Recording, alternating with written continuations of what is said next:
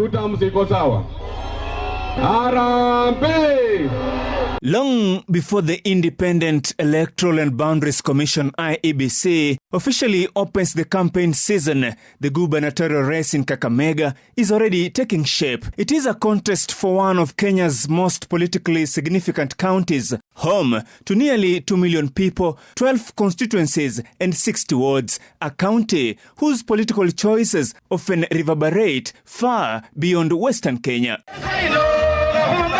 Campaign posters may not yet line the streets, but political messaging has unmistakably begun. Lawyers are democratic. That is democracy. And it's healthy. It gives you people time kuchagua ile mtu mnataka. That competitive political culture has once again attracted a crowded field, an incumbent defending his record, former rivals seeking another opportunity, and veteran politicians plotting another comeback, each convinced the road to the governor's office still runs through them. Yet beneath the rallies, endorsements and declarations of interests lies a much bigger question. What will ultimately persuade Kakamega voters in August 2027? For the incumbent Governor Fernandez Barasa, the answer begins with performance. After taking office in 2022, Barasa says his administration has focused on completing projects inherited from former Governor Oparanya while launching new ones of its own, and that, he believes, will become the foundation of his bid for a second term. Ni projects nyingi sana ambazo tumekamilisha, na mimi niko na imani ya kwamba itakuwa rahisi kutafuta tutam kwa sababu kazi ambayo Governor Oparanya alianzisha na ikakwama, mimi nitamaliza. Pia zile ambazo nimeanzisha kuna zingine zimekamilika na zingine bado zinaendelea. His appeal to voters is equally direct. Judge us by what we've delivered. Barasa insists his opponents must offer more than campaign slogans. Mimi ni mtu ambaye anaheshimu wapinzani because tunaita what the opponents. Jambo ambalo nataka nione wakiambia watu ni agenda. Sio tu agenda one term. Kama agenda yao ni one term, sioni kama wako na nafasi. Lakini nawaheshimu. Mimi niko na imani ya kwamba kulingana na vile tumefanyia watu wa Kakamega kazi, itakuwa ni rahisi sana kupata second term. Political analyst Edwin Wafula says that argument could resonate, but only if voters believe county services have improved. In gubernatorial elections, he argues, healthcare, education, roads and service delivery often matter more than political rhetoric. Factors are to be considered. Whoever will deliver on health and education will have an upper hand politically. But performance is only one side of the contest. The other is political arithmetic, because in Kakamega politics, numbers have often mattered just as much as manifestos. Asanteni sana. Former Senator Khalwale Malala appears to have reached that conclusion. Having unsuccessfully challenged Barasa in 2022, he now argues that defeating an incumbent will require more than individual popularity. Ni lazima tushikane. Mimi peke yangu siwezi faulu. Ukweli wa maneno. Si nilijaribu nikakwama. Mimi peke yangu siwezi faulu. Inafaa mimi na huyu mama Elsie tushikane. Lazima tukubaliane ya kwamba county irudi kwa mikono mizuri. Ama namna gani? Amesema Kakamega is bigger than all of us. Kwa hivyo we have one common enemy. Whether such a coalition eventually materializes could become one of the defining questions of this election. A united opposition could fundamentally reshape the contest. A divided one could hand the incumbent a significant advantage.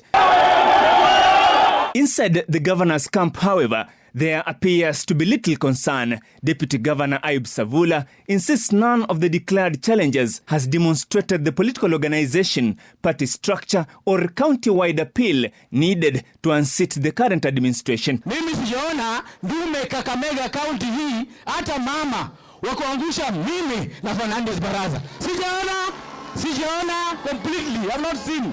Sijaona hii ingine ni mic testing tu. Hawa wataonyorosha saa 12 asubuhi. Ndio hivyo.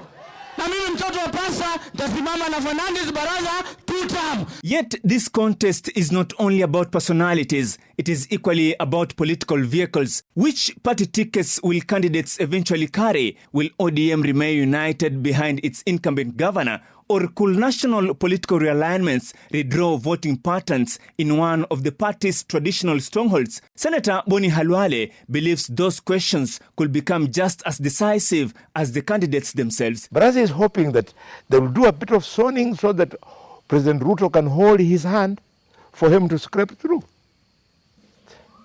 We are going to meet him next year, and with or without zoning, he will be in ODM, stroke UDA, but I will not be in UDA, I will not be in ODM, I'll be where I will be, and I'm going to defeat him. Where is that, Mishi? Eh?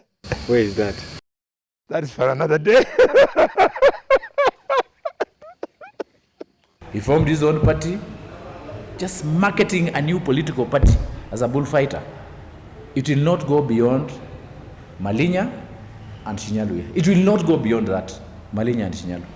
So bullfighter might even be number 5 in the race, if he's not careful. Hovering above all these political calculations is one man who is not on the ballot, former Governor Wycliffe Oparanya. After leading Kakamega for a decade, he remains one of the county's most influential political figures. Governor Barasa inherited much of his predecessor's political machinery, while some of those seeking to unseat the incumbent continue to court his support. So, Oparanya, mimi naomba wewe kura yako. And whichever direction Oparanya ultimately takes, whether he actively campaigns, quietly brokers alliances, or simply allows his political legacy to speak for itself, could significantly influence the direction of the race. Even as opposition weighs its options, Governor Barasa has continued to consolidate support. Several elected leaders have already publicly endorsed his re-election bid. Lakini kule Likuyani sisi tuko nyuma yako 100% na tunajua kwamba tunatambua kazi ambayo unafanya. Governor, wewe ni jirani yetu hapa. We keep on standing with you. 2027 tukusukuma usonge mbele. Roots Party of Kenya itaunda na itamuunga Fernandez Barasa for his second term. Nimesema sijasema. But endorsements, analysts caution, are only as valuable as the political influence behind them. Ultimately, what matters is whether those leaders can convert political goodwill into votes on election day. It will depend on the popularity of the member of parliament in the constituency that he comes from. If the member of parliament is not popular in the constituency he comes from, I doubt whether it will have an impact on the number of votes the governor will get. And as political temperature gradually rises, new questions are already beginning to define the conversation. Will campaign financing become a decisive advantage? Can political competition remain peaceful? Will party loyalty outweigh individual performance? Or will Kakamega voters simply ask one question: who has delivered? Mtu ambaye ako na track record mzuri, mwenye anaelewa mambo na katiba, anaweza kudifferentiate between the national government project na zile za county. Tunataka projects ambazo ziko zinaweza saidia mtu miaka 20, miaka 10. Tunataka mtu ambaye anaweka miundo msingi. For now, every declaration, endorsement and political gathering is another move in a contest that remains too close to call.